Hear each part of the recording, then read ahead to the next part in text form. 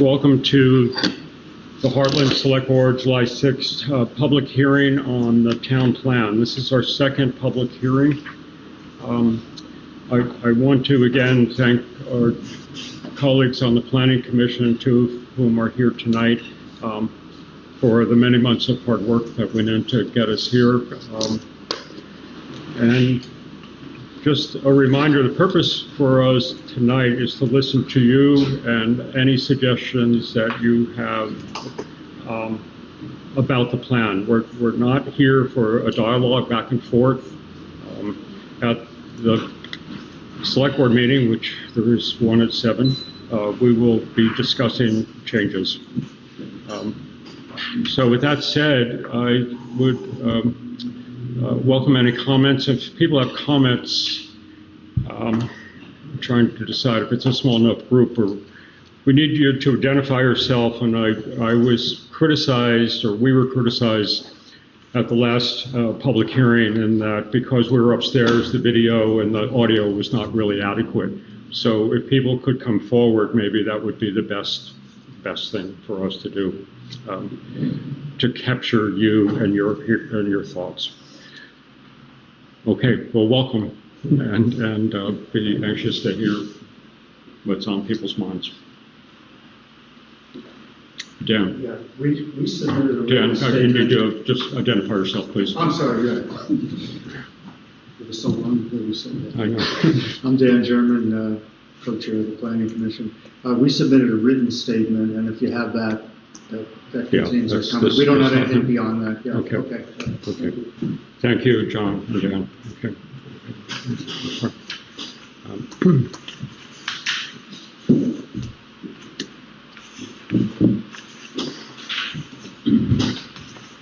I'm Bruce Merritt, a citizen of Hartland. I've submitted a written statement, what I see in the plan, some of what I see in the plan, not everything, but some of the things. So there's no need for me to take up any other plan. Okay, so, great, thank you. And thank you, Gloria, for getting those sent out. Okay. Thank you. Okay. Can I speak? Sure. Okay. There's no town water and sewer in Hartland. Does anybody disagree? There's town water. There's town water. There's not town water. There's not town water. There's a private water company in North Hartland. There is infrastructure available in the town of For Hartland. 242 for one. And it's limited. And it's limited in location. I mean, unless you're planning on building 200 houses over in North Hartland, or running a pipe with a sewer from Hartford, instead of running it from Windsor at great expense either way. There is no town water and sewer in Hartland. So, does your document say where that is stated in the town plan? yes, it does. Okay. It says in the Two Rivers Regional Plan, in Chapter 8, page 5, Homes in the Region, Figure 8.4, which is this figure which I provided tonight, which is a chart that says Hartland is a town that has infrastructure including water and or wastewater services. And I don't know anywhere that has a town sewer here. This is not true, so it's empirically incorrect. The incorrect assignment of housing needs is on page 55 of the town plan. Two Rivers has made a faulty, incorrect recommendation that Hartland can build 220 new housing units based on the erroneous assumption that Hartland has town water and sewer. According to Two Rivers, neighboring towns such as Barnard and Pomfret, that do not have town water and sewer either, are only expected to create 40 new housing units by 2030. Hartland should be in this group. That's my opinion, according to an analysis. And believe me, I can back it up with a lot of sources here. Hartland is expected, with no town water and sewer infrastructure, to create 30 more housing units than the town of Woodstock, which actually does have town water and sewer. And so the solution to this is I believe that the town plan should be changed. Okay. and that Two Rivers should change their opinion of the number of houses, because if we say that we're going to do this, we're virtually promising that we're going to do it if a developer shows up. And if a developer shows up with money and has a plan, and they succeed in going through Act 250, then Act 47 kicks in, and then we are obliged to put at least 5 units per every acre. And we have to then put on all of these electrical car charging units, and each one of them has to be at least 200 amps per unit, which I don't know where we made the electricity, but we're going to have to run it in. I mean, this is just ridiculous. So, no offense, but I would like the, if this isn't changed, I would like the opportunity to completely do a prospectus for you to prove that it's not workable. Okay. Thank you. Thank you. Okay. Did you get the page number from that? Oh, it's on your sheet. Yeah, it's not reflected in the draft. It's page 55 in the town plan. Yes, chapter 8 and. And this, the documentation that I attached, this is from Two Rivers. From Two Rivers, yes. Yeah, I read it, Gloria. Okay. We will digest it. Thank you. Okay. Good. Okay. Sherry, did you have a? Dan said he. Please identify yourself. Yep. Sherry Clark. I was just wondering what the submissions were. Yeah, he should probably read You it. said Dan submitted comments. Are we going to hear those? It's really short, probably let him read it. Or you could. Yeah, sure. I'd be happy to do that. Dan, are you comfortable with me reading, or do you want to read them? Okay. Hartland Planning Commission comments for Select Board's July 6th, 2026 hearing on the Hartland Town Plan. I'm not sure when I received it. The present June 6, 2026 draft restored prospective language and key provisions of Chapter 1 that is intended to try to make the town plan enforceable in Act 250 proceedings under Criterion 10. The Planning Commission submits the following minor changes and additions to correct what it feels might be incorrectly interpreted as internal ambiguities and inconsistencies with those proscriptive provisions. It goes on to list 5 items. I can just quickly read them.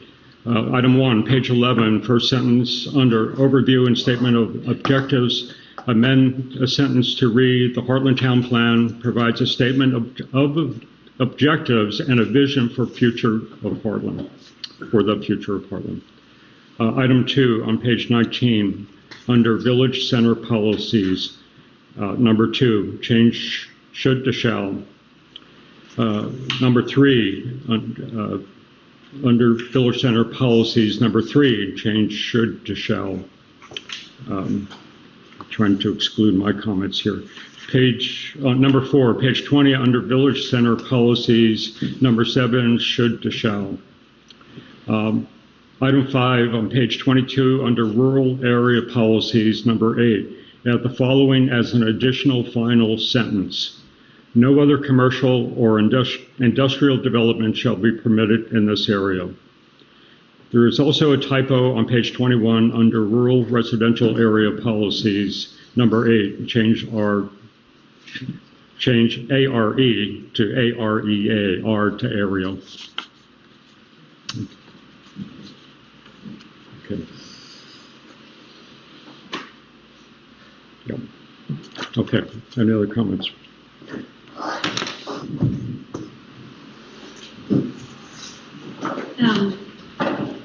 I'm Amy Ashline. I've submitted 1 or 2 items to you guys, and it's honestly, I'm going to speak very, very general because I've been involved in the process from the public meeting that happened from Planning Commission. I've watched town people present to the Planning Commission at the public meeting.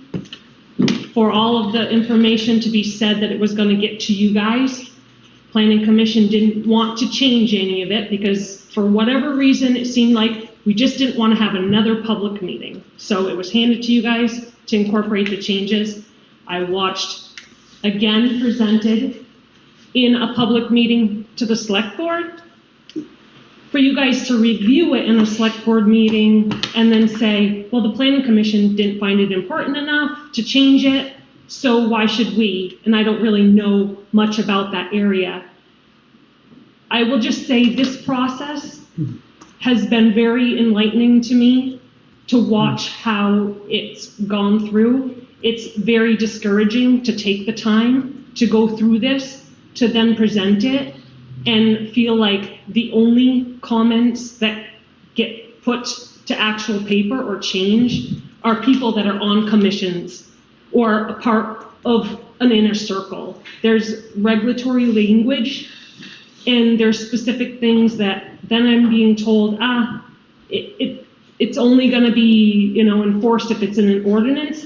Why put it in the plan if we don't intend to actually follow through with it? Or make sure that it does follow state statute or regulatory. Don't leave it open-ended for a may or a might, depending on who my buddy is and who I'm going to allow to have that driveway or so forth, because there's too many open-ended mights, may, or we can, and it just seems like, why have it in there if we're not going to specifically say what outlines it? I mean, and I get that that's where all of our ordinances come from, but why have that regulatory language in this town plan if we aren't going to enforce it? I mean, I can go through the specifics. I sent you guys at least one item that doesn't even follow state statute, but I've sent other stuff that the Act 181 state level has removed it from their language. What makes us as a town think that we're more intelligent, that we want to keep it in our town plan? That's just, I mean, without outlining things very, very detailed, because it feels like, honestly, it shows you how many people are here. It feels like a waste of our time to be able to say this stuff to you guys, because it doesn't feel like it's actually taken into consideration. And you should want to know what the town thinks. You should want to make sure that you're incorporating what the town wants in the town plan. That's just my open and honest thoughts through this entire process. It's been very, very stressful. I hear you. I take offense over the implication that there's favoritism.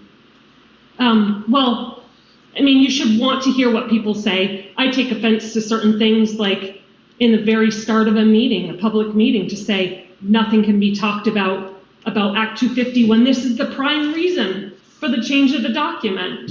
I mean, so there's a lot of personal feelings that people have, and now is the chance for us to say our public opinions on it. So this is my thoughts on it. Okay, thank you.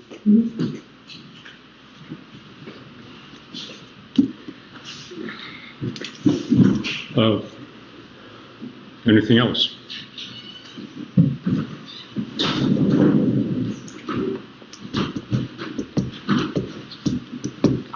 Sorry. Sherry Parker, to add to this, she mentioned ordinances, and I think I mentioned one other time, there isn't any mention of the importance of our ordinances in this town plan. They're valuable, and they're currently and in the future. But there should be a paragraph that gives our ordinances some emphasis, please.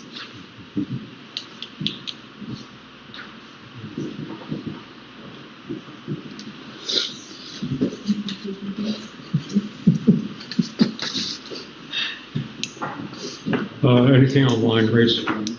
Nothing yet.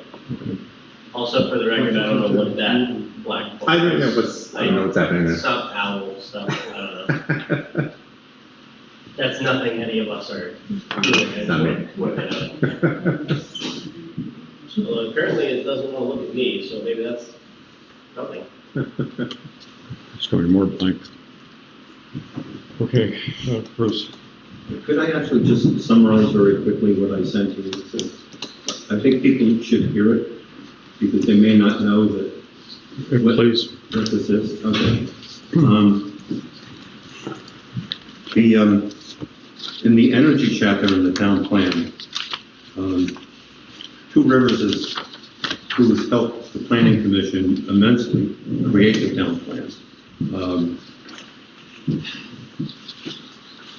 This is nothing against the planning committee, let's get that straight. They have energy projections that are, first of all, they're outdated and they've not been met. On page 74 of the plan, the goal is to have 49% of the houses in Hartland weatherized by 2025, which was last year.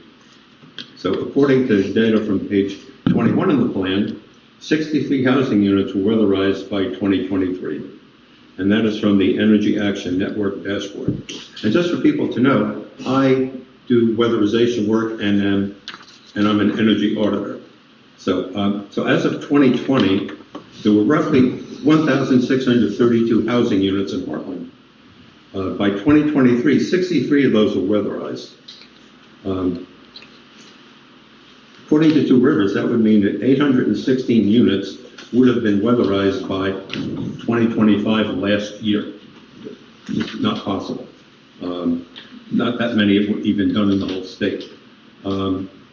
So since 63 housing units were weatherized by 2023, that would mean 752 houses in Hartland would have been weatherized during 2024 and 2025 to meet the goal of 49%. Now, that would mean everybody here would probably have the house weatherized, and all of you would have, and half the town would have. So I think that should be reevaluated and corrected. I think Two Rivers has done a certain number of assignments to Hartland that are not realistic. The other thing is heat pumps. So the data from page 71 in the town plan, Hartland had 46 Efficiency Vermont approved heat pumps installed. That means rebates.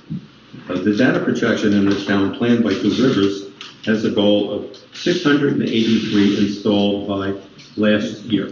Not this year, but last year. That's obviously not correct, and that should be changed. The other thing that on page 84 in the plan, it says the town wants to increase electrical charging station infrastructure in the town. So what I'm curious about is, well, where would these be located? What level charging stations would they be? 1, 2, or 3? Are there grid upgrades required? Who is the market for these stations? People that have units in their own house? Or are we going to get people coming from Connecticut and Massachusetts stop in and charge up your electric vehicles, sales of which are plummeting, and then who will pay for it? I mean, we've got a lot of stuff in the plan about roads and buildings. It's multi-millions of dollars. I don't know where we're going to get the money to do infrastructure for an industry that is in the decline. Anyway. Okay. Thank you, Bruce. And I'm a green energy person. So, Bruce is referring to page July 5th note that he sent and just read from. Good. Any other questions? I'm Matt Mueller. I'm going to tell you what I find offensive. Zoning bylaws. When it's a hidden agenda for zoning, there's been no pros or cons of discussing the zoning, which is going to be a significant financial burden on this town to implement. And I don't know what the hidden agenda is. I assume it's Sunnymead, but you're punishing the whole town for something that's already been settled in the courts. Thank you.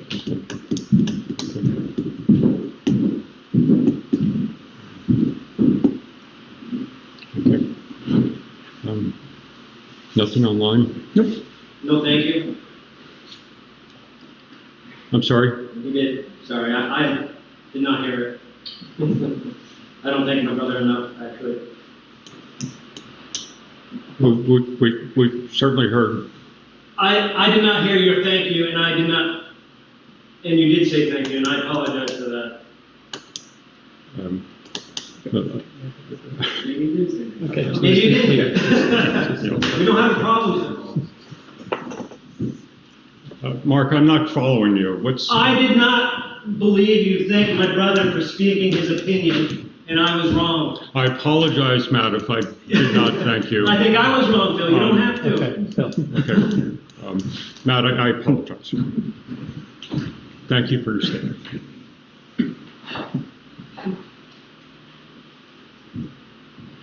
Okay, are we winding down here? We have a meeting at 7.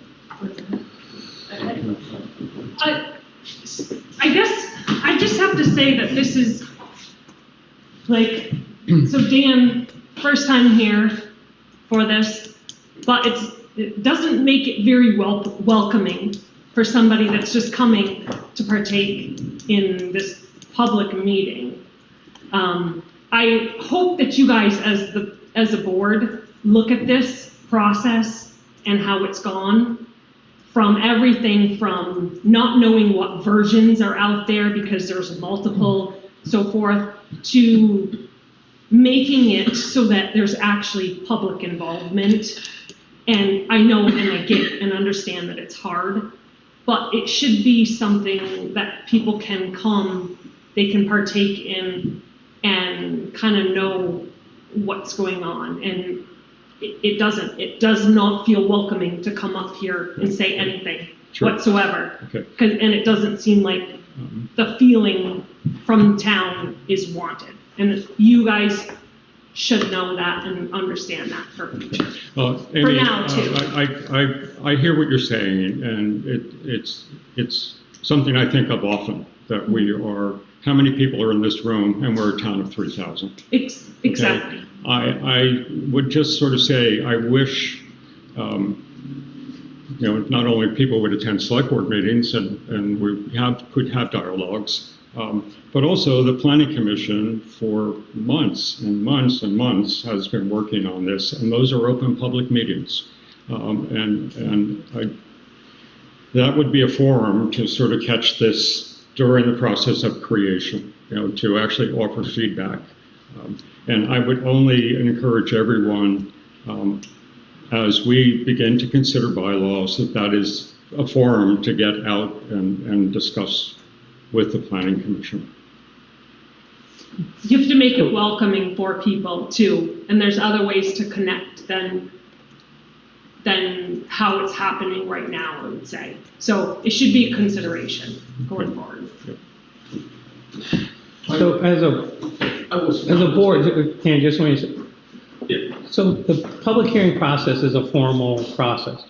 At our select board meeting at 7, we're going to be discussing, I've been taking notes of all the things. And so if people want to interject at that point, they can have that opportunity. Yeah. We think we would like to sort of be done with this process if we can.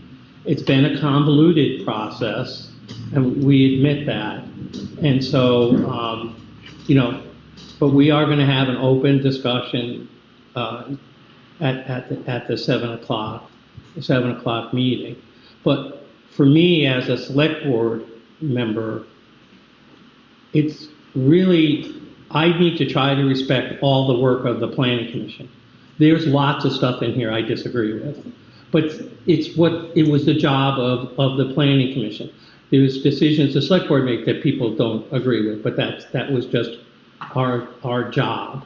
So to me personally, I think it's inappropriate for us to rewrite the town plan, or given how late it is in this process, to give it back to the planning commission and say, do this all over again, or rewrite this.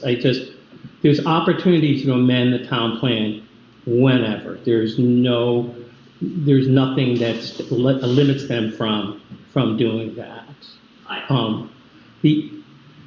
Can I just go on for a second? Just another minute, because I want to. So the other thing is, There is no secret that the select board has asked the planning commission to look into zoning. There's been no secret. It's just starting, they're working on it, but there's going to be a very long process related to that. Everybody's going to see it. We're going to have public hearings. And so we haven't even seen it yet. The planning commission is still working on it with two rivers. And then one last thing is there's a big tension between a town plan. A town plan is a policy document that uses the best available information to create policies for land use, energy, a lot of different things. It is not a policy solely for Act 250. There are elements within this town that feel they've been burned by Act 250, and we just need to have the strictest town plan going. There are others who don't feel that that's appropriate. That's our tension. Sorry, Dan. No, you should live with that. I was just trying to get a flow of, Can you please identify yourself? I'm Dan Martin. I'm sorry? Dan Martin. Thank you. Yep, thanks. I was just gonna say that I'm new to this, and I've heard rumblings about zoning and different things that are trying to get put in place, and I've been here for quite a while, and I just kind of want to know the process. I'm going to do my homework on it now and read through the town plan better. But yeah, Tom would have, not you, I'm just saying, if it would kind of explain about, we're waiting for people to comment. I guess, I'm not sure what their comments are going to be, because they give you letters, we don't understand what they, I'm not reading it, I listened to some of you said, but I guess I'm just trying to say is,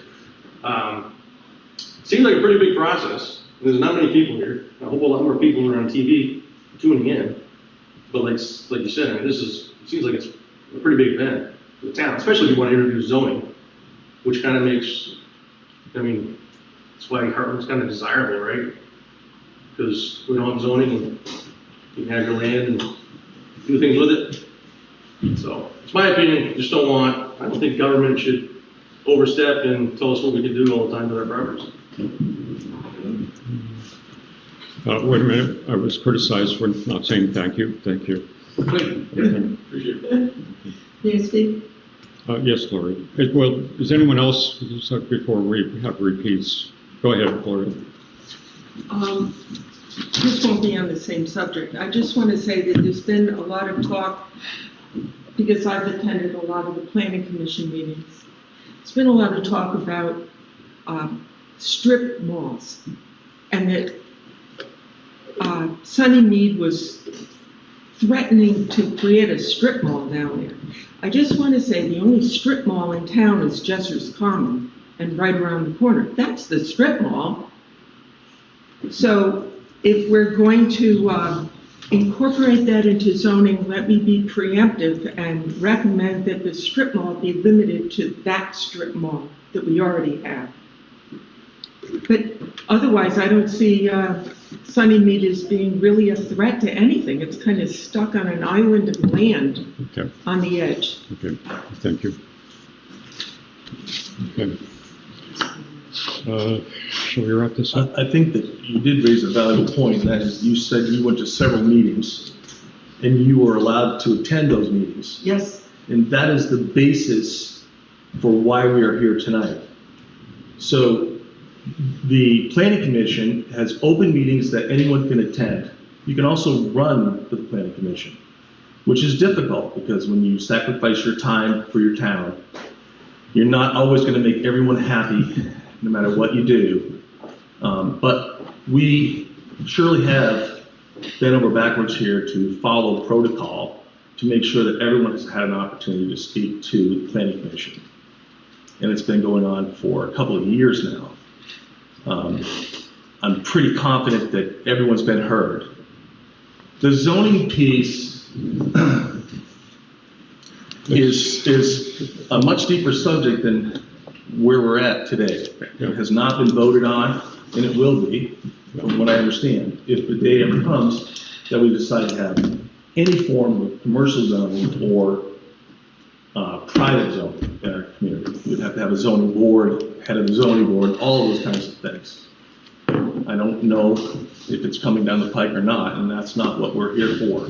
We're here to rewrite the plan, the town plan, which everyone's had an opportunity to speak about since 2 years ago. Thank you, Teresa. I guess one last thing about that, and thank you guys for commenting and saying that thing, everything that you did.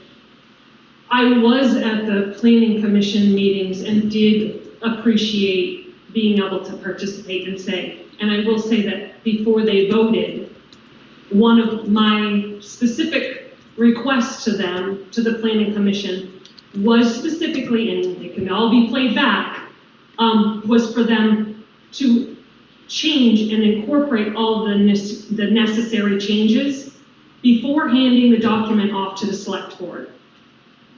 They voted to not do that and to hand it all to you guys as the select board so that they didn't have to go through another public meeting and to go ahead and let the select board make all these changes. And so honestly, when you guys made changes that they didn't agree with, I mean, they could have made all those changes and made it nice and neat and easy for you guys. So lesson learned, if those were incorporated, I hope that they all got incorporated because you were ultimately the people that were tasked with all of those comments because it got passed right along through. And I feel like it was very, very messy process. So if nothing else, and they're not incorporated into this, then hopefully it's lesson learned so that the next process doesn't go the same way. But it does feel like a lot of people waited for the public comment or the public session to give certain stuff and to hand it off because that's the time when, honestly, that's the time when I found out about it. That was the first time I had heard. I wasn't part of any of the other meetings before that. And then when I did find out about it, ultimately it seemed like it was too late, even though I incorporated and spent the time, so. Thank you, Amy. And again, you're not the only one that has been left saying, how did you reach these decisions when in fact things have been going through a process for many, many meetings. And I think all of us want to attempt to do better. And again, I want to make sure we acknowledge the work that 3 of the Planning Commission members are here now have done over the months. Okay. John, anything on that part? Grace, nothing online? Okay. May I just say one more John? thing? John McMilko, resident and on the Planning Commission. I've heard some, not all new things tonight, but some different perspectives. And if I go back to one of the initial undertakings, which was the survey, and we had a very, very good response from the town population. And I think about that. It was almost evenly divided on many of these hot button issues. And so, you literally said, some people want it, some people don't, and vice versa. And the other thing is, even if you can't come to the meetings, and Merritt's came often, and we have one person that participates often online, the minutes are published and put on the town site, and you can read all that's transpired, and you can respond, or you can respond. So, I mean, it takes participation. And the other thing I heard it at the last hearing, the Planning Commission was given an assignment to research zoning for the Select Board. It is an onerous process. We are in the infancy stages. I can't believe how much there is to learn. And I heard last time, you're forcing zoning upon us. We're not forcing zoning upon anyone. We're doing an assignment. We're a research group. Policy is a good way. That plan is a blueprint. It's a vision. It's not a document it's not an ordinance. So there's plenty of ways for people to participate. Thank you, John. Can I just say one more thing? Is it relevant to, I'm not sure. Yes, it is. Okay. Yes, Bruce, please. It's highly relevant. Lori and I attended dozens and dozens of planning committee meetings. Oftentimes, we were the only, quote, civilians there. So in October of last year, we had some comments that we wanted to make, and they said, put them in writing and email them to us. So what did we send them? What she talked about with the 220 units built in a town with no town water and sewer. And I also talked about the weatherization, ridiculous things, and on the heat pumps that just aren't there. And I followed up and I said, what happened? They said, we sent that to the select board. Okay, that was last October.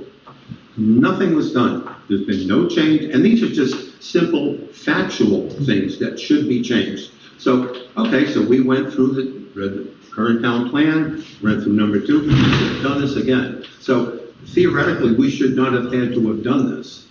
I mean, we put forward very straightforward, factual things that should have been changed. They still haven't been, and I just hope that you do it. I mean, it's not that complicated. Okay. Thank you. It's just a question of someone putting in stale data into our current town plan, and that should not be allowed. I don't believe that it should. We pay Two Rivers to help us, and we should get good information from them. Right, Tom? I mean, you consult with them. So. Thank you, Bruce. Okay.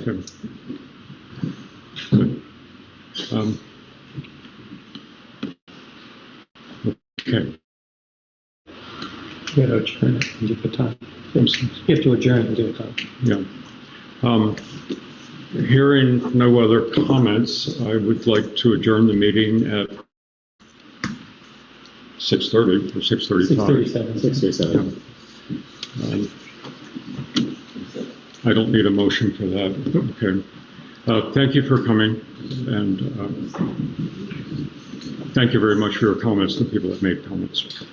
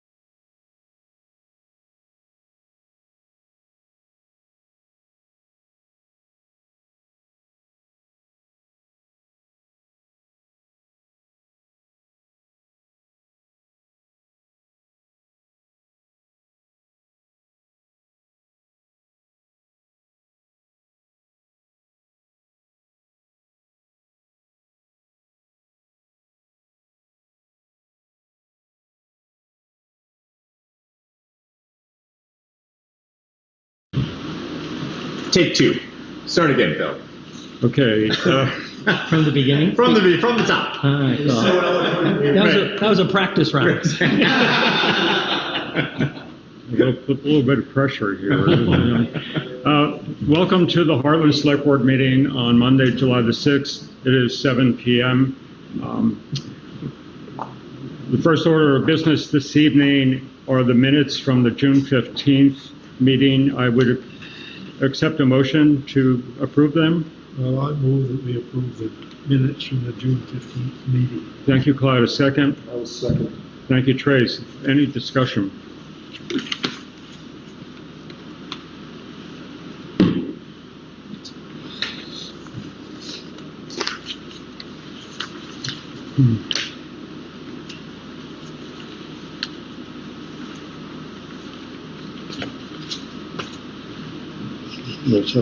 Yep. Hearing none. All in favor, say aye. Aye. Motion passes. Going on to the orders or the accounts payable through today, July the 6th. Again, I entertain a motion to accept them. So moved. Thank you, Tom. A second? I'll second. Thank you, Trace. Any discussion? John, the trees on Bischoff Lane? Yep. 3 trees right on the corner of the Quechee Road. Okay.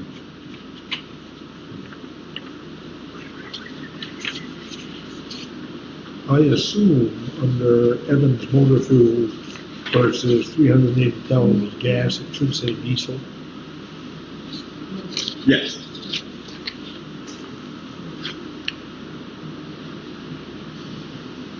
That's just an entry error. Yeah.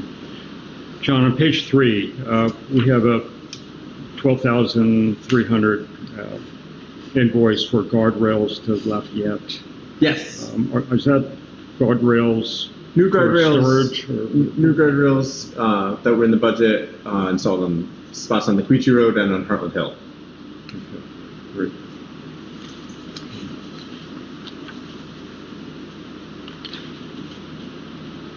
I remember, where'd the water tank go in? You can speak up, Clyde. I said, where'd the water tank go in? Martin, do you remember the water tank? It's an urban bill for $300. I suspect that is not a hot water tank, and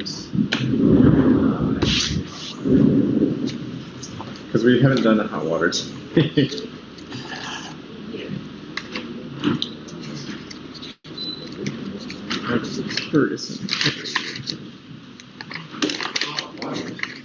Is it pressure tank? Could be a pressure tank. No, we fixed both. The highway garage. It was a heating oil. Oh, it was a heating oil tank. It's an oil tank. Yeah. It says It's an oil delivery Yeah. from Irving. That's oil, not a hot water tank.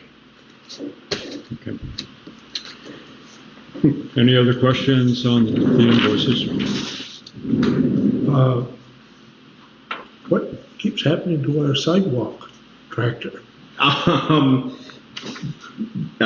It likes to keep breaking, and we continue to fix it.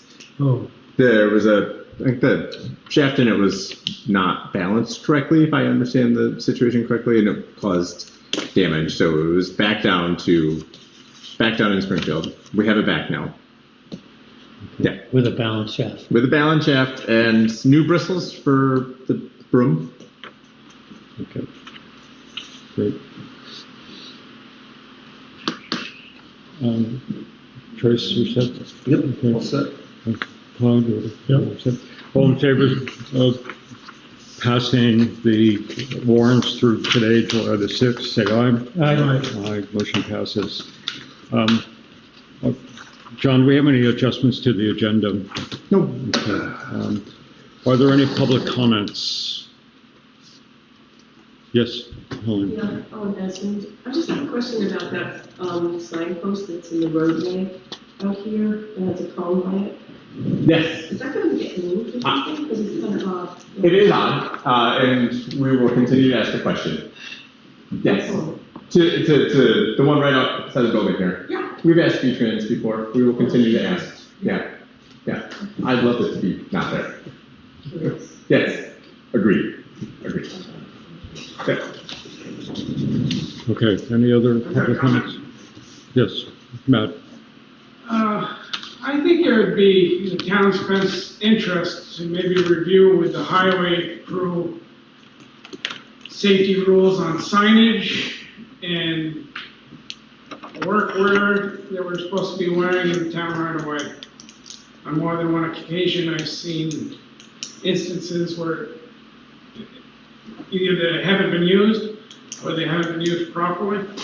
And it's a hazardous situation when you come up on stopped vehicles in the road with no signage. Right. So I would suggest that everybody read the rules and sign them and see what happens. Yeah. Yeah, Matt, I had voiced my concern to John about the mowing when it first started. And it's not just mowing, it's Yeah. everyday occurrences here. Okay. They do, and we've had this conversation, and we will continue to have this conversation. Yeah, it's maybe a uniform change would make it easy. We did actually talk about a uniform change, but it was eliminated from the budget due to other pressures this past year. That's not a very good answer. No, well, From a safety perspective. From a safety perspective, but specifically as related to the uniforms, we did talk about it this past fiscal year. Okay. Yeah. Okay. So we could re-talk about it. We can talk about it again in August or September when the budget comes up again. And we will continue to have a conversation with the highway crew about the proper use of signs and high-vis safety wear when they're working in the road. Or working period. Yeah. Really? Yeah. Okay. Any other public comments? Okay. We have no old business tonight, so let's go right to new business. We have Scott here with us to talk about some changes to the town forest fire warden update, or it's all yours, Scott. I'll talk to you as much as I know. Okay. As of April 1st, as I just stand up now. So as of July 1st, the state of Vermont did away with every fire warden. They made all the fire department chiefs the new fire wardens. Congratulations. It doesn't change. I'm still the fire warden I was. I still am. I still, as far as I am concerned, my new officers will all be deputy fire wardens. I'm still waiting to hear back from the state. Being the 4th of July, everybody's on vacation, so I haven't got a set of new rules. The only thing that I did read that they did finally specify is a campfire no bigger than 36 inches in diameter. As long as it is skirted, you do not need a permit. Mm-hmm. The propane torches, which I did not know that sit out on your patio for heat during the fall and stuff. According to the state of Vermont, you needed a permit to have one of those running. You don't anymore. But that's all I know. Yeah. So basically, I'm still able to give out permits, my officers. The only thing I don't know yet is if the town can give out permits. Like you guys do on during the week. Yes. I do not know, and nobody has gotten back to me, so I'm gonna make another phone call tomorrow. Right. So I think the important note here is that until we have more information, it's continued business as usual. Yeah. With burn permits. And it basically washes you guys of it too. So, when I became fire warden, I had to go through the select board to get, nominated and stuff like that. So it basically took it from the state and just said, here you go, you've got for parks and rec, and they'll have it. And forestry. That's Okay. to the extent that all I know is, all I keep saying is we're gonna get you new rules and is there anything anybody Yeah, I was confused. Does Hartland have natural resource lands? You know, because there's a piece in here about we can be reimbursement for suppression activities. Basically, it's national forest. Yeah, That's what it okay. boils down to. Yeah. And that's a good question. I'm not sure what is national forest Yeah. for us. Yeah. Which I don't think we have. We don't have any. We have a town forest, but not a, not not a state. Okay. But I think if you mutually responded to a call, you That, could and give if we responded mutually to a town for that, then that town can put in for getting reimbursed. Right. Okay. If you're another town. Yeah. So sounds like stay tuned and Basically, until we yeah, better it's stay understand. tuned, and hopefully I'll get some rules and some answers maybe tomorrow. Okay. Great. Thanks, Scott. Yeah. Thank you very much. Let's go on to the dog warrants. We have two items in our packet. One is an official charge to the constable to address people who have not registered their dogs. There's almost 7 pages of spreadsheet information, and I'll let John sort of take it from here as to what the next step is. So the next step is that the select board signs the actual dog warrant, and it gets passed along to the constable, along with a printed list. The constable also has access to the online database where all this information is stored, and starts knocking on doors and trying to get some of the dogs registered. The clerk's office has done a lot of work to make the list as accurate as possible, but inevitably there will be dogs who have passed away, folks who have moved out of town. Yeah, and I have people that have passed away on Yeah, the list.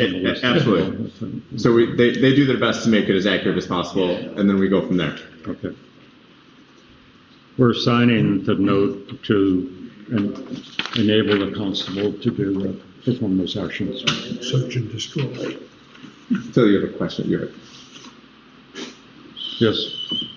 Is this the warrant that you're signing, Vermont 3587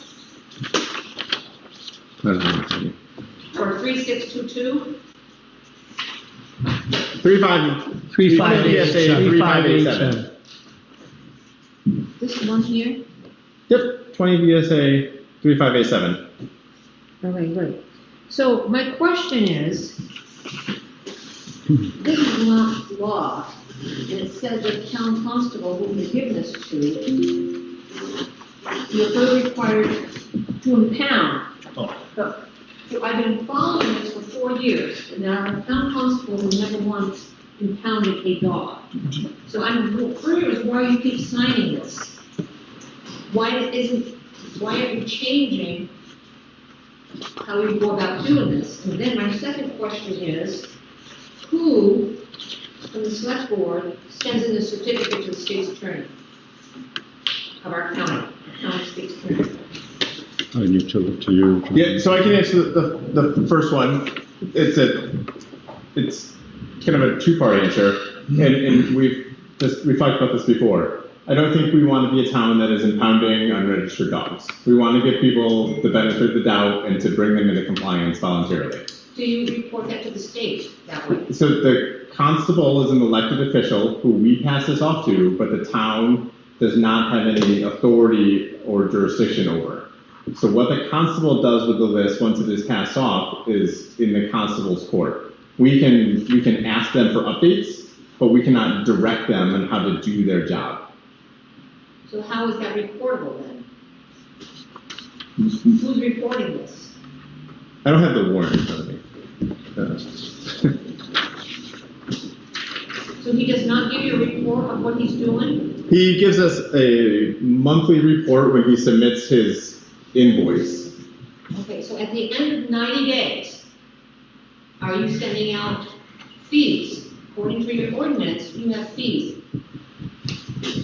So who's collecting the fees if these dogs remain unlicensed? As they said, who, it says here, the state, the select board. The select board within 10 days from July 25th, transmits a certificate to the state attorney of the respective counties, who shall prosecute town officers who fail to comply with provisions of this subchapter. So who's doing all of that? Again, Mark, do you have a comment before I answer? I was just gonna say, when we ask Mr. Dow for a report, he always gives us a report. So he is working on it. So that's why he is in the state law by doing phone calls and touching base with these people.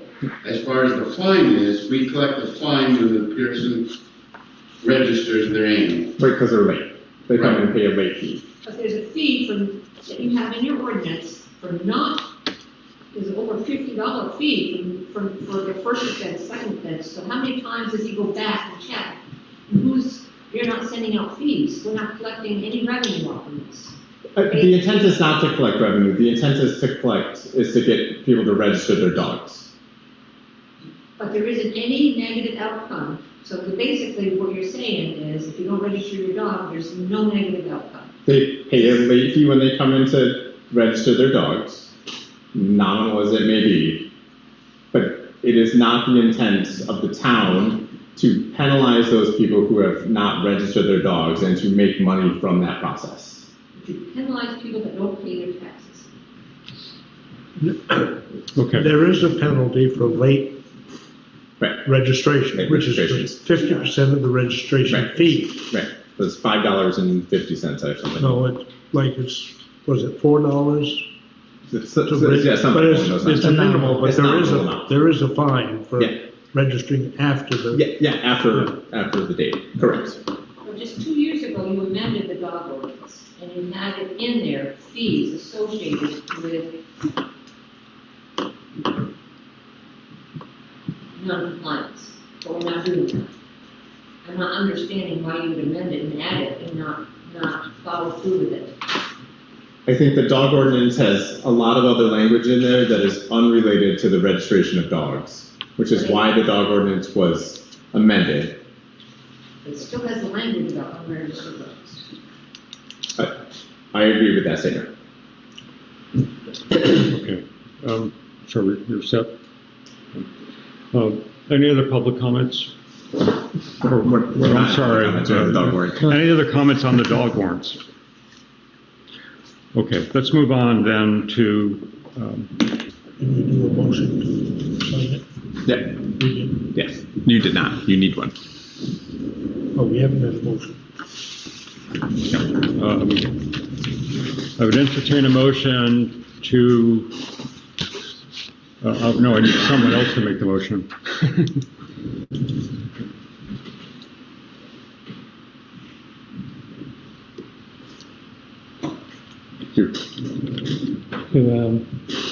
How should we do it? It's motion to approve the annual dog warrant and pass it off to the constable. Okay, I would make a motion that we approve the annual warrant and pass it off to the constable for him to enact. Is there a second? Oh, second. Thank you, Clyde. All in favor, say aye. Aye. It's one going down there. Is there one missing? Yes. Yeah, there you go. Okay, thank you. Motion passes. Okay, moving on to the 2025 town plan adoption. Based on the feedback that we heard this evening, we will not adopt the town plan tonight. We will go through the suggested changes chapter by chapter and do due diligence to those changes. Before we get going on chapter 1, I've asked Tom and Tom and I have chatted to just, we had a lot of comments on zoning tonight, and I've asked Tom to help clarify the role of the town plan in relationship to this concept of zoning that we're moving. Tom. So the important aspects of the town plan when it comes to zoning is your future land use map and the implementation section. that part of the town plan needs to be in conformance with the zoning bylaws. An example may be, the town plan says you have a rural residential area, but your zoning bylaws say you allow industrial development. That's inconsistent with the town plan. So for folks that are concerned about zoning and what's going on, I would suggest is that you pay attention to the land use section and the implementation section. That's where their marriage is. Even if, so everybody understand that? Okay. We need to approve, the town needs to approve their town plan every year. And the approval process is, there is a statute called Chapter 117, and it lays out what we must have in our town plan to have it be approved. Okay? So we don't have a whole lot of flexibility or whatever. Some chapters are more important than other chapters. I know there was a lot of discussion tonight about data, and some of the data is old, some of the data may be, but the data that's in the town plan is the best available data that the Planning Commission and the Select Board have. And especially when it comes to the energy section. When that data was developed, and it was a long time ago, it was probably 8 years ago, but that data was developed using like 2 or 3 different state agencies, a nonprofit, and so on. It was wishful. It was very wishful because people were trying to get to follow the comprehensive energy plan that Vermont has, which basically said we were going to be, anyways, I won't get into it, but in 2035. It doesn't have any bearing on the integrity of the town plan. It's just not great data. So that's on the energy side. On the housing side, regional planning commissions, and so full disclosure, I work for a regional planning commission. We were told by the Agency of Commerce that we need to meet certain housing goals. And they told us how many units we have to break out amongst our regional planning commission. And so it's a goal. It's very aspirational. And so the comments that were made don't make sense, but they just need to be in there because that's what we were told to do. And I get it. People are going to say big government telling us what to do. Again, it doesn't have any bearing. Just because there was a statement made tonight that said, we said we're going to build 200 units in the town. We're not required to build 200 units in the town. No one can tell us how many housing units we're going to have in the town. It is a goal, and it is a goal that they're trying to say, Planning Commission, you try to create policies that facilitate trying to reach that goal. You, Select Board, do the same. Just a goal. The other aspect that was brought up again tonight was Act 250. In an Act 250 hearing, there are 10 criteria. One of the criteria is 10, which is conformance to the town plan and the regional plan. And what the district commission or the courts or whatever they are trying to do is to see is what is the clear direction that the town has laid out for how they want to see growth occurred. And so that's why you'll see that there's a big difference between in a legal proceeding a should and a shall, or a may or a would. And so some people want to see a lot of shalls, and then others think that's very regulatory. We don't like to see shalls. So what you're going to see from us, because the last meeting, which I apologize, I wasn't there, is we're trying to split the difference, if you will, on this as far as shoulds and shalls and things like that. Does this make sense for folks? Okay, Yeah, makes sense. all right. I think when I was just reading through a lot of the rural, areas, it was the verbiage, like you're talking, it's kind of leans one way or the other. So then if it leans one way or the other, it comes to who makes that decision, right? If it's not like I say set in stone, but if it's kind of wishy-washy.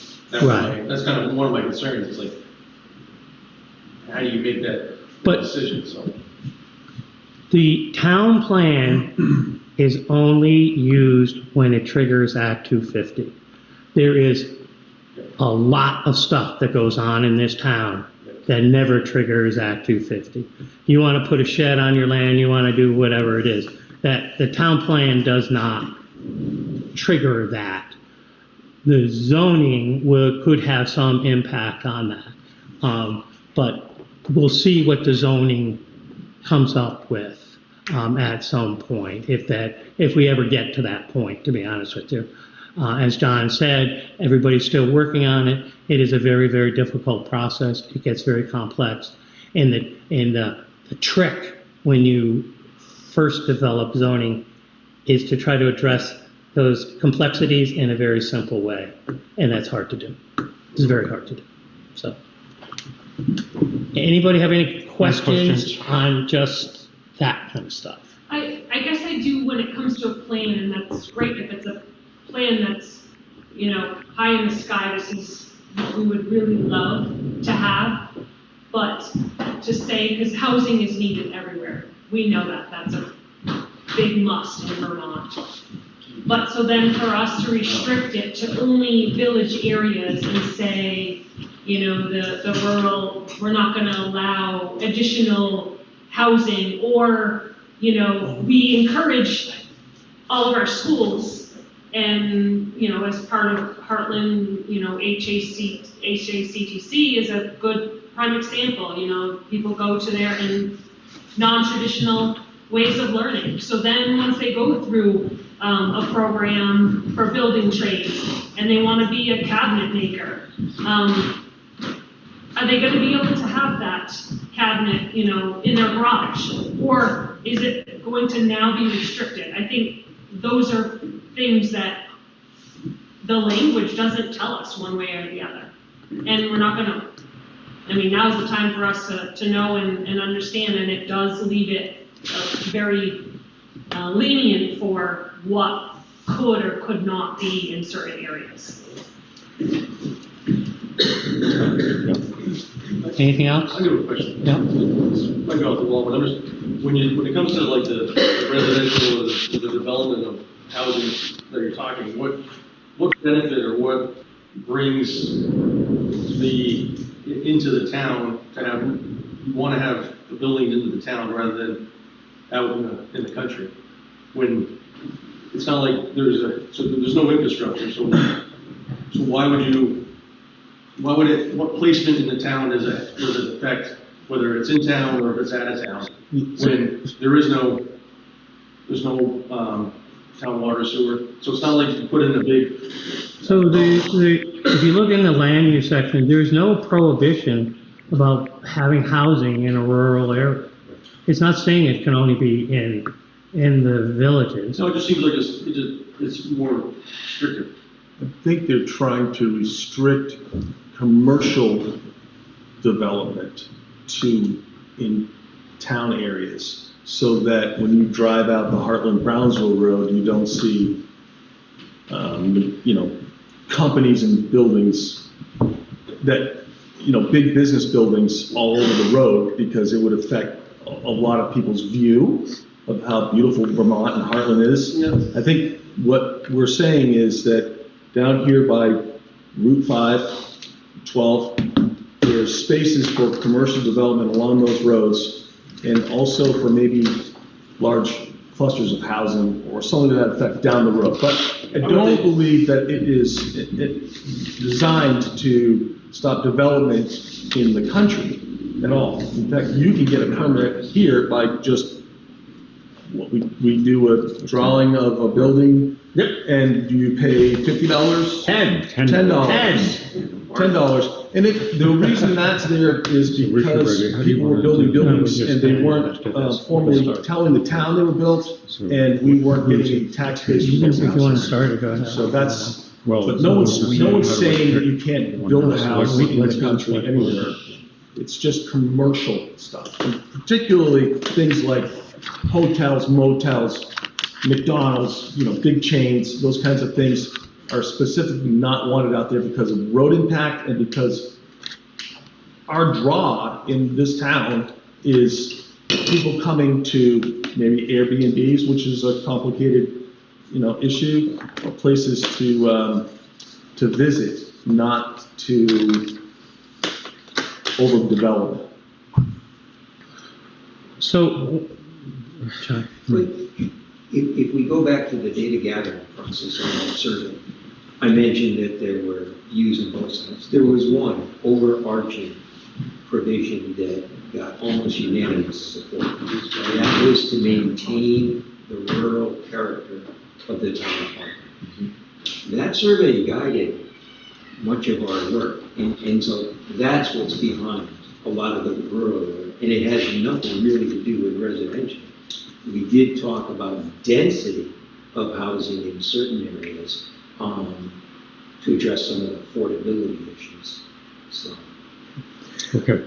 Again, is this, okay, go ahead. I was going to say, we're ready to dive into the changes now. Let's start with the recent Planning Commission comments that came from their meeting. So the 5 items, the first one is on page 11.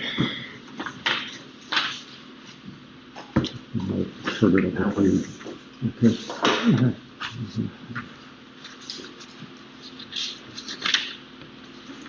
So, on page 11, they have asked that the Hartland Town Plan provide a statement of objectives and visions for the future of Hartland. I don't have any problem with that. I concur. I would suggest that we adopt that amended sentence to replace major goal and policy item number 1.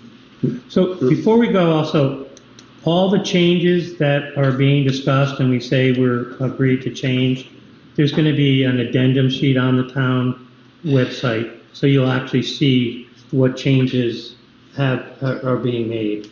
So, okay, so it's clear. And then whoever is really interested, you then have to go to the town plan and see where they are. All right, just so that you see them. Okay. Okay. Page 19. Item 2 is page 19. Jim has his hand up. Very nice, Jim. Jim.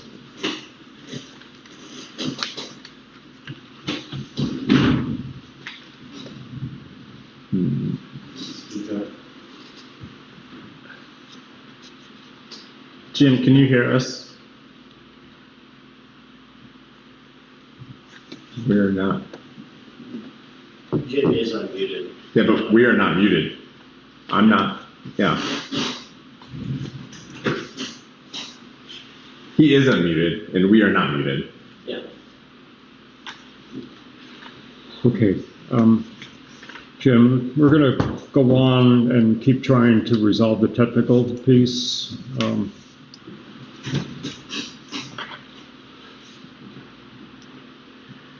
Are we yes. So Jim's question is, are we motioning the changes? We had been in previous meetings. So, okay. By individually. Okay. Okay, then I need a motion to accept item 1 on page 11, the amended sentence to read, the Hartland Town Plan provides a statement of objectives and a vision for the future of Hartland. I'll make the motion to accept that. Is there a second? I will second. Okay, all in favor? Aye. Aye. Motion passes. Going on to item 2. Jim. Yes. He voted yes. Okay, thank you. Item 2 on page 19. under village center policies, and there's a number of items that we're looking at there. Let me get to page 19. Y'all hear me now? Yep. Okay. Under village center policies on number 2, change should to shall. My note to myself was we did that already. So, Correct, we never changed that. That one never got changed to should. policy. So policy 2 is the scale of business development shall be in keeping with that of existing structures or businesses.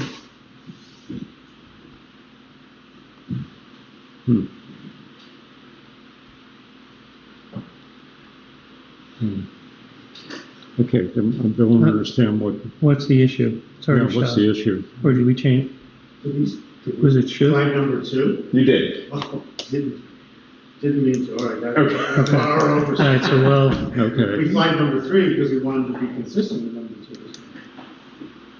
2. Okay, and let's go on to, so number 2 is a no-op, it's already done. Okay. Sorry. Item 3, it's the same, change the should to the shall. John, you want to read that? Sure. Currently it reads, the development density should be consistent with the existing village development patterns unless and until provision is made for public water and or sewer.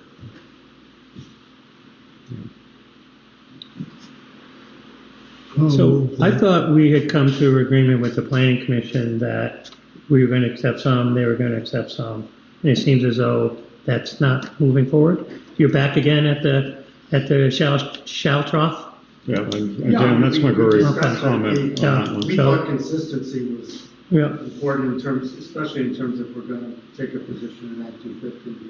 We don't want to leave ourselves, just carelessly open to claims of inconsistency in the town plan. But if there's an intent to keep, to not have something be prescriptive, then that's more of a philosophical argument, I guess. Yeah. I think that would create an uncertainty or an ambiguity if you're. Okay, but as Tom said in a previous, when we previously were going back and forth, my note said it's okay as it should, based on the, mutual Our agreement. view is if you did change, and the ones you did change were fine, and we agree with them. But if you're going to change one, they should all be that way, because so somebody can argue, well, there's still ambiguity here because it says should here and shall. Comments? Sorry. Okay. Then, I move we change it to shall. Okay. Second. All in favor of the item 3, change should to shall? Thank you, Jim. Say aye. Aye. Aye. Okay. Okay, then moving on to item 7 under village center policies. It is another should shall. I don't, in that sense, I don't think that's necessary. I'm kind of with Tom on that one. It's more of a subjective goal. What's the difference between should and shall and that? I would agree with that. Make it the least. People online are having a hard time hearing folks from the audience, so if Dan, if you just want to pull a chair up, that'd be great.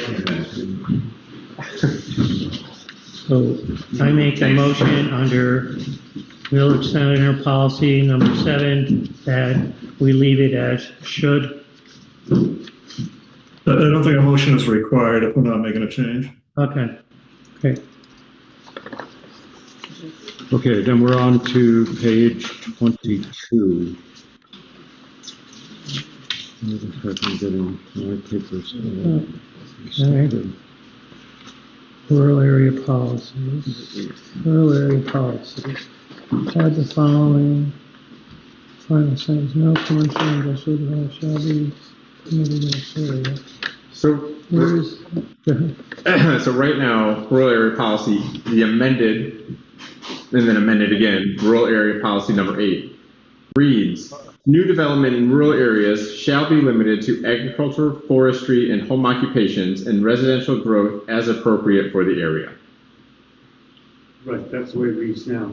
Yes. The reason being, if you go down to rural agriculture and forest area policies, number 3, you see that sentence that we're suggesting that you put in number 8 under rural policies does appear, and that we thought was a fairly glaring thing about an arguable inconsistency.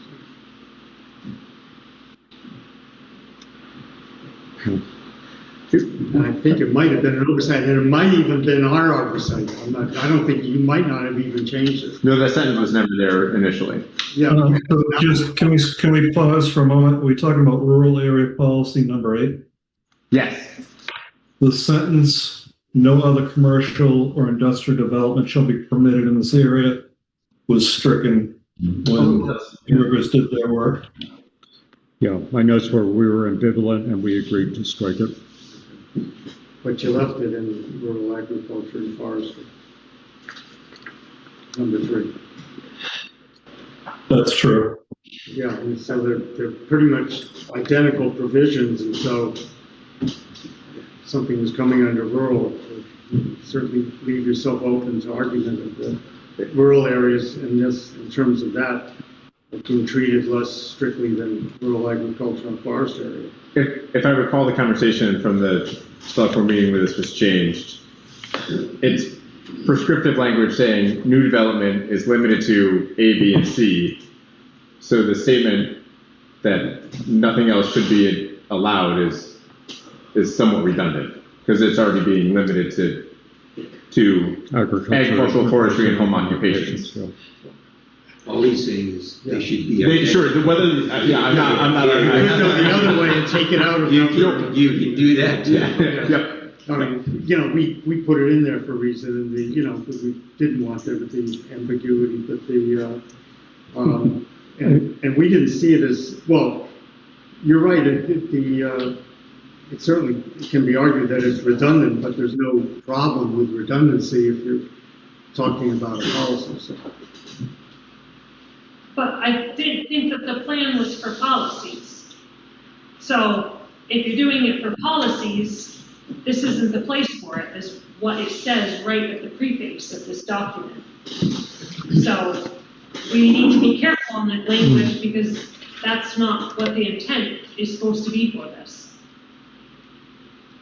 Yeah, I mean, that's the... Well, I think there's another possibility in that Hartland does not adopt bylaws in the near future. And if that's the case, this document is the only tool Hartland has when it comes to Act 250 decisions.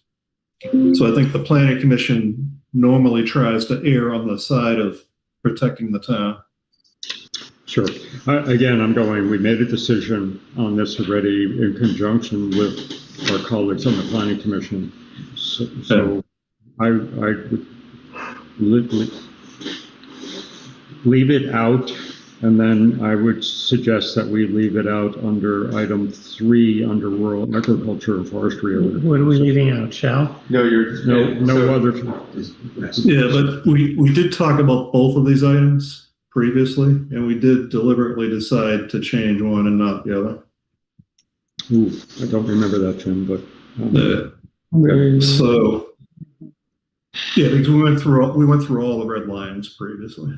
Mm-hmm. Mm-hmm. Okay, board.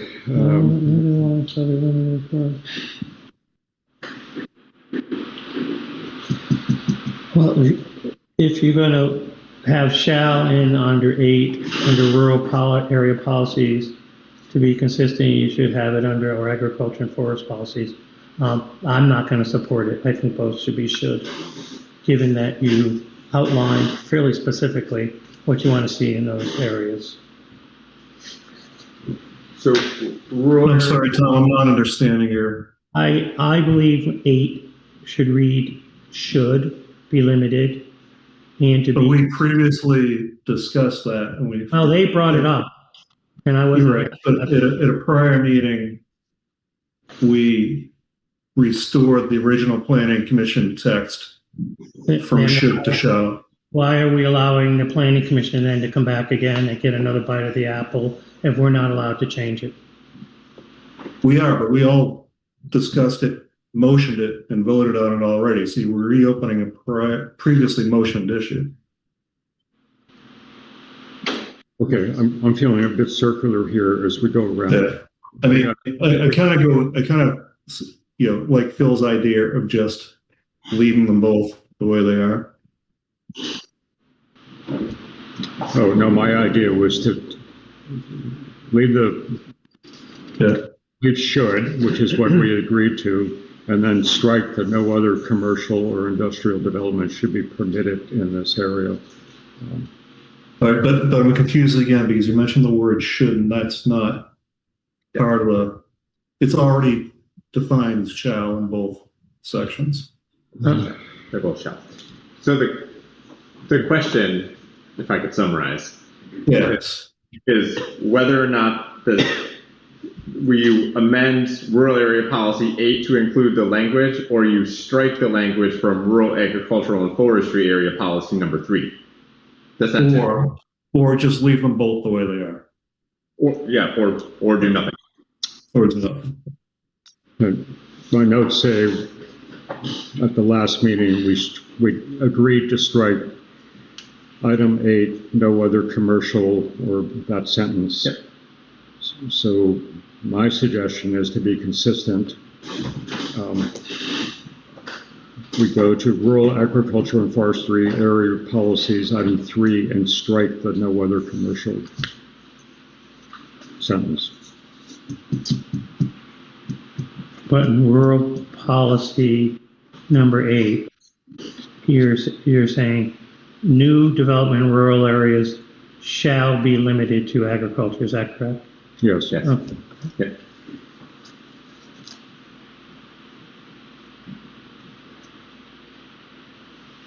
Okay. Can I ask one question? But on the end of that, it says in residential growth as appropriate for the area.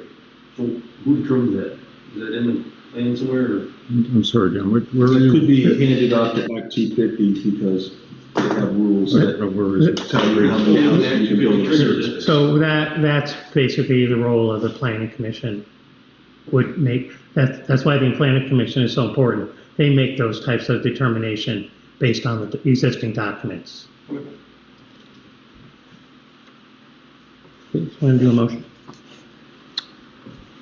So we need a motion for rural ag and forestry area policy to modify 3, because we're leaving things as are in item 8. Correct. That's what I think. Yep. Can you repeat that? I believe Phil has made a motion. Yeah, that's a motion. Is there a second? I'll second it. Okay, thank you, Clyde. Dan, to answer your question, any comments? To strike the no other commercial language sentence from rural ag and forestry policy for consistency's sake. Right, but leaving the first sentence intact. Leaving the first sentence. All right. Not changing That's certainly the intent better of than, the. yeah, okay. Yeah. Okay, all in favor, say aye. Aye. Aye. I'm going to be a nay on this one. Yeah, I'm a nay on this one. Okay. So 3-2. 3-2 voice roll call vote. No. No. I'm good. Okay. Okay, let's go on to, that was it for. So since we're in the land use section, one of the comments that we received online was the 800 feet for roads. Gotta find it. Yep, rural area policy number 4.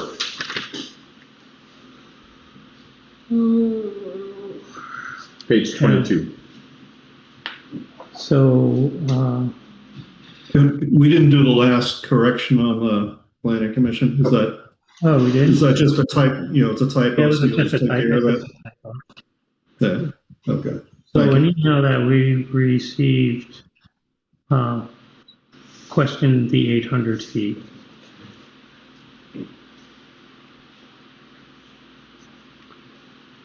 And we did already change the may merit additional review to may require additional review. Yep. I'm sorry, which item are we on? Rural area policy number 4. Number 4. And Dan, there's a note here that this is the wrong language. So does that ring a bell? No. Sorry. Okay. Your note or our note? My writing, but I'm thinking that's what we were. So John, is this from a prior meeting? This was an email that we all received, and we never discussed it. So rural area policy number 4. correct. Who was the email from and what was the issue? Doesn't matter. It was a resident. Well, it'll be public document, so I'm just trying to recall. It was. You I can also speak to it as. Go ahead. David, do you want to come up so people can hear? So I can speak to it as well. Like the 800-foot rule is regarding, it's in Act 181. It's the 800-foot road rule. And I mean, they took it out of the language for that. So why would we still put that language into our Hartland Town Plan, requiring additional permitting? And then I understand you put the may require, but when there's no who, what, where, when to dictate, it's left to a lot of questions. And so I think it should be removed. I mean, unless there's something dictating and saying that we know better in Hartland here versus what they're doing at the state level, why would we put it in our document? Amy, item 4 is actually complex because it goes on after that footage on the road front. It talks about adding provisions that no structures may break the natural tree canopy, so on and so forth. So are you bringing our attention to that first sentence? Yes, it's the rural area, the provision for 800 feet into previously undeveloped lots. And may review, it says additional review and greater restrictions. Okay, that whole sentence. Yeah, and the reality is that in our rural area, it's not unrealistic for somebody to have an 800-foot driveway just to get to where their place is, unless you're in the village areas.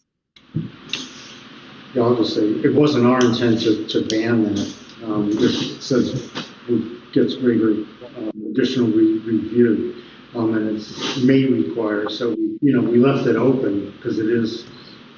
We agree with you that there's a lot of development that's more than 800 feet. But when new people are coming in, just think it's a good idea. And I think Two Rivers wanted this language in here also. Maybe you would have this on an old, because they wanted. There might be a suggestion from them that this would be considered in a zoning ordinance. Well, I brought it up at the last one. And they didn't want a potential. So we're on miles from even considering that. But I think they were concerned that if it's going to be a potential zoning ordinance, they didn't want something inconsistent in the town plan that would prevent its adoption. So that's why they sort of had the language on this particular one be much softer than the should shall.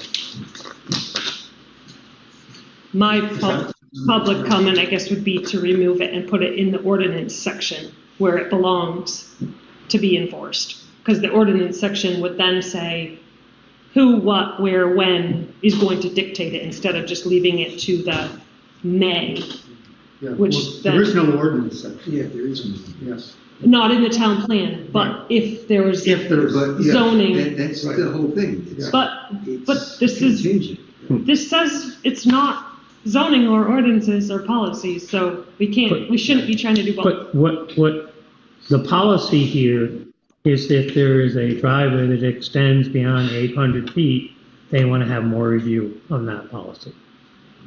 That's it sounds fairly benign to me, to be honest with you. Yeah, we didn't think it was restricted the way it's worded. Yeah, the argument is going to be if we consider a zoning ordinance to that effect, and that's whether we should. Yeah, that's when you would address it, right? That's when we So it's going to be, basically it's going to cost somebody more money. That's all it's going to, it's going to cost people more money. If that's in the zoning ordinance that you can't do it, that would cost them, but we're nowhere near a zoning ordinance. But this language is going to set it up for that. And I think that brings me to the point of our, the intent was to not have, say this in the nicest way possible, but have rich people come in and buy up the town. But this kind of language is not going to allow, a kid in high school to be able to put something on the back land without going through more hoops. That'd be a pretty big piece of land they'd have to buy. Not if it's a family piece of land of some sort. But it doesn't do that. It does not do that. It doesn't restrict residential development. And I think the planning is speaking for itself. Vote. You just said it's not residential?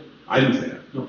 Because restrictions. The next question I had was, I'm reading this and if someone can see your house, you're gonna have them painted a neutral color? Let's stay on that, Mark, I'm not sure what. Because I think I'm speaking for myself, I think I agree with you. What's his name? And I wouldn't support a zoning ordinance to that. But I don't want to have my hands tied right now, or if my view is not the majority view, then, if it is decided to pass that, they didn't want to have language in it. So that's all. Or it could be going through, deer yards or other type of, and the planning commission could say, hey, if you move it a little bit, you're going to leave that habitat intact instead of fragmenting it. Everybody talks about how bad deer hunting is here. We got to maintain habitat. So that's that's usually the biggest reason why people add the 800 feet. Yeah, I guess if it's so important, but then you leave it to the mays, and very, very subjective. It's a policy. Yeah. Yeah. We're not saying to Act 250 that we don't, stop everything over 800 feet. I hear that it's just a policy, but then I hear on the flip side that we have to have language so that it holds up in court. So No. I mean, you wouldn't be happy if we changed mays to shalls. But we left it as may, because on that particular one, we wanted to encourage further consideration when we took that up. So then in this situation, who or what was done with it?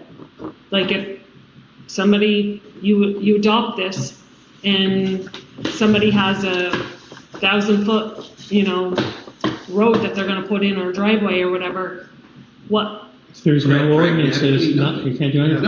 Nothing. There's nothing in there that would stop it. Right. Not until you get to the ordinances. But then the ordinance, you could put whatever we want. The ordinance doesn't even exist right now. It's conceptual. Yeah. And it may never.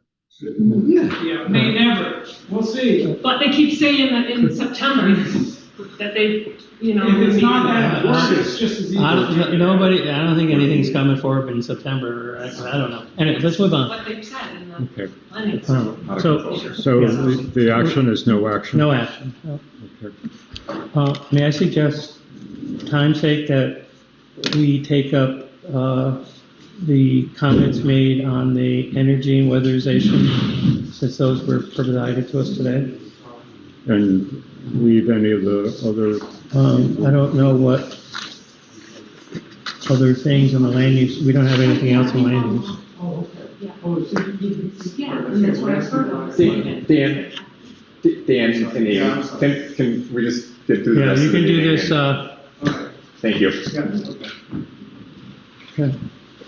Okay, I don't have that in front of me. I have it, so. So Tom, can I just clarify your suggestion? Yep.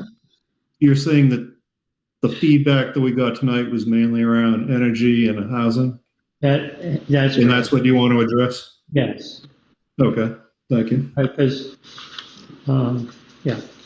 So we received comments, Nate, on weatherization, and basically the comments were questioning the data that was used, and the person requested that this goes back to the planning commission. I think as stated earlier, we agree that some of this data is not good, but I think it really is not.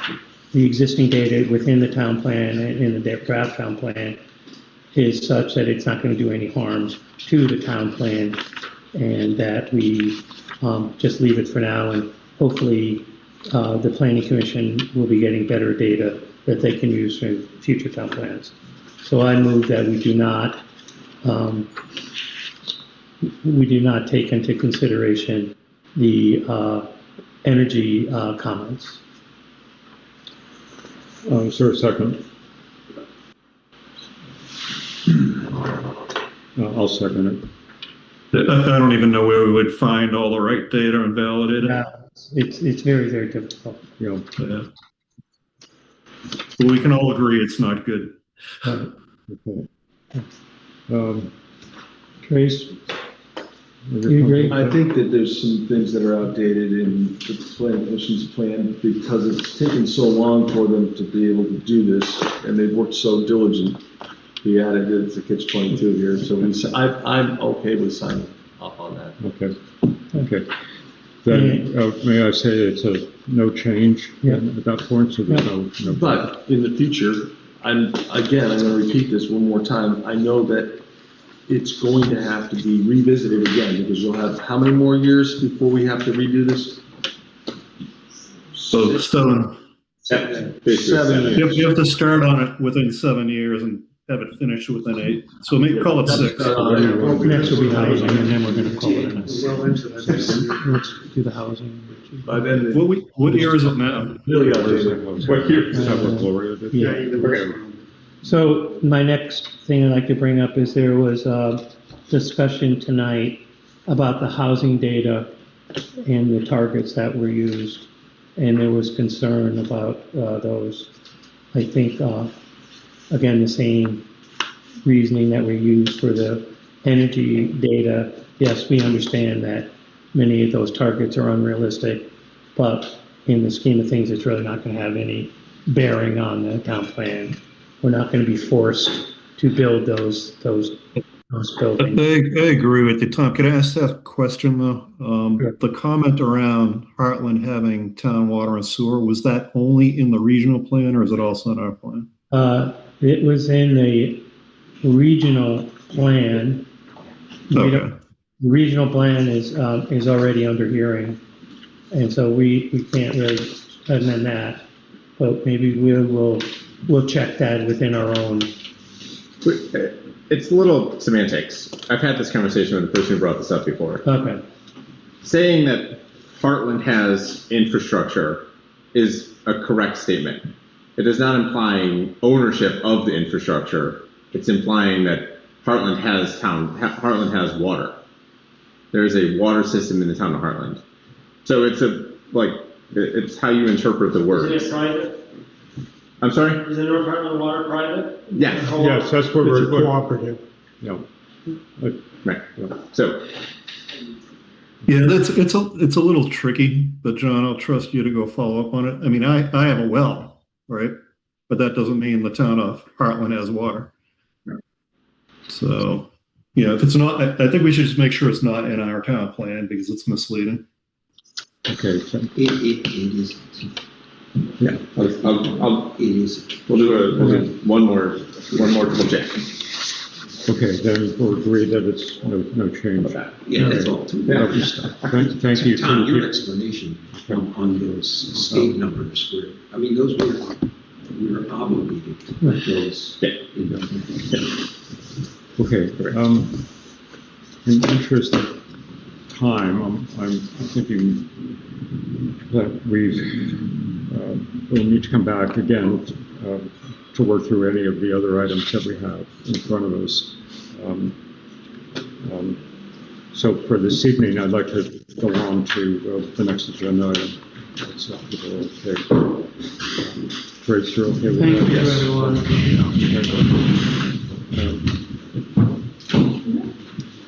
Okay, the next item is the town manager update. All right. So we got 9 bids for the North Hartland School demolition RFP. We opened those last Wednesday afternoon. I'm sorry, can we just cycle back for 1 minute? Yep. There were a couple of omissions in the current draft that we had approved previously. Correct. Those as part of the process will just get fixed, right, for the next round? Right. Fixed and added to the addendum that will be on the website. Yes. Yeah, okay, thank you. Yep. Okay, moving on to the town manager update. All right. So 9 bids for the North Hartland School demolition. They range from $28,000 to $60,000. I was off one day last week, and then Friday was a holiday, so we've not had a chance to review them and score them. I anticipate doing that in the coming week and selecting a contractor moving forward with that project. So all within the price that we anticipated and had budgeted for. So when you select, you make sure that they have a solid waste haulers permit. A solid waste. And they're registered with the solid waste district. Yes, solid waste haulers permit. Can we just let the fire department practice on that building? We reviewed that as an option. They may not haul up themselves. Well, as long as the hauler has the permit, that's fine. Thank you for that clarification. Somebody told me last Friday at breakfast that some work was already started.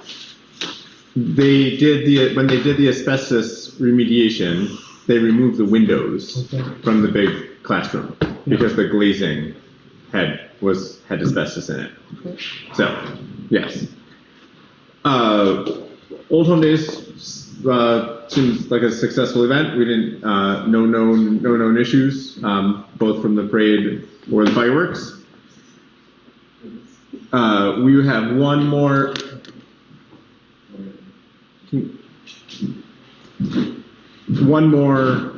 Bob is retiring from the assessor's office. Within the next 2 weeks. So we've identified some folks who are going to fill in while we post the position and get it hired. So it's a bummer to lose Bob, but off to full retirement. So would there be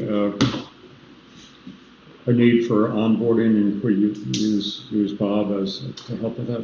There will be a need for, depending on who we hire, there will be a need for onboarding. I'm confident in the people who are filling in the next few months can do the onboarding and training as needed. Okay, and there's a letter in our packet from the state. Yes. I don't want to jump ahead. Yeah. No, go ahead. Go right ahead. I'll finish your report. No, that's all I got, actually. Everything else can wait in light of time. Okay, we have a number of pieces of correspondence in our packet. The one I was just referring to is from Jill Remick, who is the Director of Property Valuation and Review for the state of Vermont. It is informing us of information that we already knew, that our Hartland COD is outside the acceptable parameters, and therefore an order to reappraise is required. The municipal CLA is 56.31 and the COD is 21.87.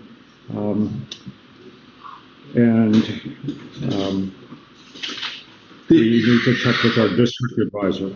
Yep. We are receiving this letter. We are under contract to reappraise in 2030.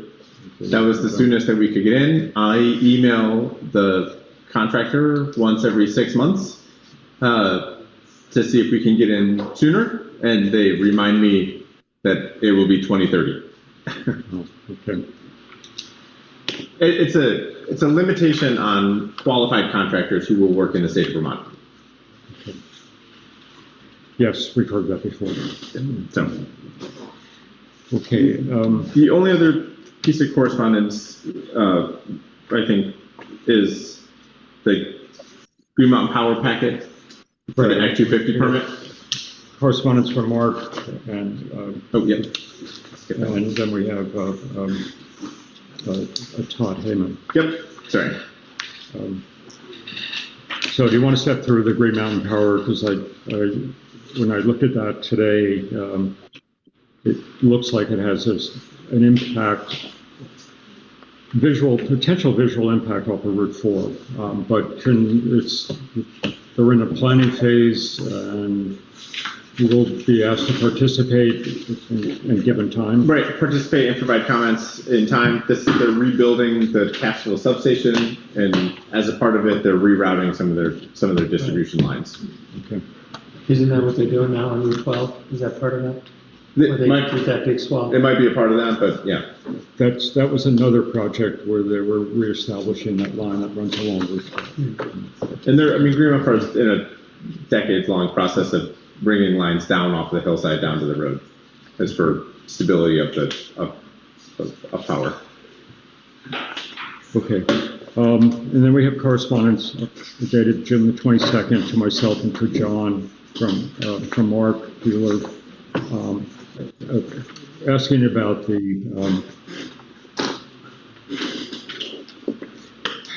essentially why is the town an exception to the burning permit? I was caught off guard with this, that the town is actually burning and letting fires burn overnight. The fires don't go burn overnight. They might smoke overnight. They're attended full time when they're burning. Smoke is fire. That's incorrect. No. That is correct. It is not correct. When I go and look at a fire and no one is there. Then you are trespassing on town property. How am I and you shouldn't trespassing on town property? John, I don't want to get into this. Close the gate. I'd like to make a point of order, Phil, that only people who are recognized by the chair can talk. Okay. There's a disagreement on is the fire burning. I think any fire that's left smoking and I'm concerned about that. When I'm there standing with the fire chief and nobody's there and it's burning, it's unattended. Okay. All right, move on. Next one. Agreed? I'm sorry. I've got. No agreement? I think that there was a point of order made. Yeah. So Mark, we hear you. I'm asking John to please take a tighter control over this. The issue is you're not following your Act 250 permit as well. For the accumulation of materials? Solid waste, and it asks if you're going to burn wood or coal, and it says no. I have reviewed our Act 250 permit and spoken with the district coordinator. We are not in violation of our Act 250 permit. Okay. If that's the case, then let's pay attention to what we're doing with the fire, and then let's move on. Yep. Okay. It also states there'll be no solid waste. Okay. What other? That's all I'm here for. Thank you. If you want to listen, that's fine. Change your practices. Buy some reflective uniforms for the guys. And can we clear the point of order and have the chair regain order on the meeting? What did you say? Just point of order. We're moving on. Okay. There's more correspondence in the correspondence bin from Todd Heyman on a number of points. Pages, I've read it, a lot of good points, but at this point I don't see what the action is. Was there any feedback there directly related to the town plan? No, this is, Jim, I think largely regarding the regional plan Okay, which is out of our jurisdiction. Correct. Worth noting, I am the Two Rivers representative from the town of Hartland. So you can bring any feedback that's required. Or perceived as a problem. Yeah. Yeah. Great, thank you, John. Okay. Just given, I don't want to miss anything in the stack. Is there anything? No, that was it. That was those 4 pieces. Okay. Then, we do have an executive session tonight. No. Not tonight? Not tonight. Okay. Okay, then future agenda items are capital plan, Quechee Road, health officer report, and update. I'm looking forward to that. And the town highway policy. Any questions from my colleagues on the board? Okay, I would look for a motion to adjourn. So moved. Okay.